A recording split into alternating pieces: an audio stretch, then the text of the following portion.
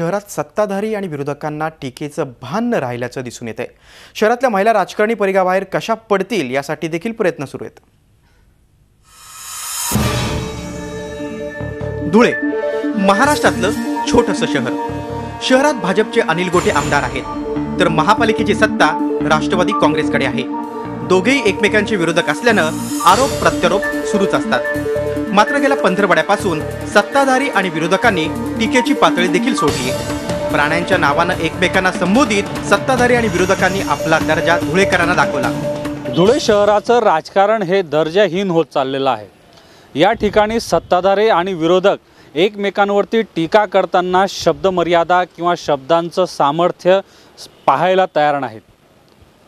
अतिशय खालच्या स्तरावर जाऊन एकमेकांवरती टीका केली जाते। त्याच्यामुळे धुळे शहरात विकासाचा मुद्दा बाजूला पडला आहे आणि सत्ताधारी आणि विरोधक यांची एकमेकांवरची घाणेरडी टीका पाहण्याचा आणि वाचण्याचा दुर्दैवी योग धुळेकर जनतेच्या माथी पडलेला आहे। एकमेकांवर टीका करताना अनेक वेळा शहरातल्या राजकारणात सक्रिय असलेल्या महिलांना जाणीवपूर्वक टार्गेट केले जाते। सोशल मीडियावर या महिलांच्या चारित्र्याचा हनन करून त्यांना राजकारणाबाहेर लोटण्याचा हीन प्रयत्न केला जातोय।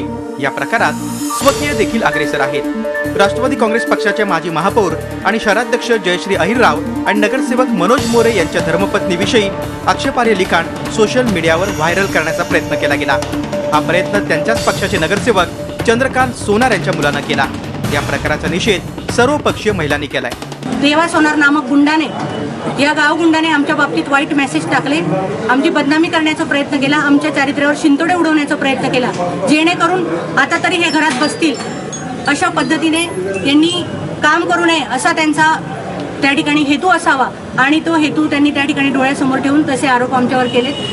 राजकीय आणि सामाजिक क्षेत्रातील महिलांना अशा पद्धतीनं बदनाम करण्याचा प्रयत्न करणाऱ्या नगरसेवक सोनार पुत्रावर गुन्हा दाखल झालाय।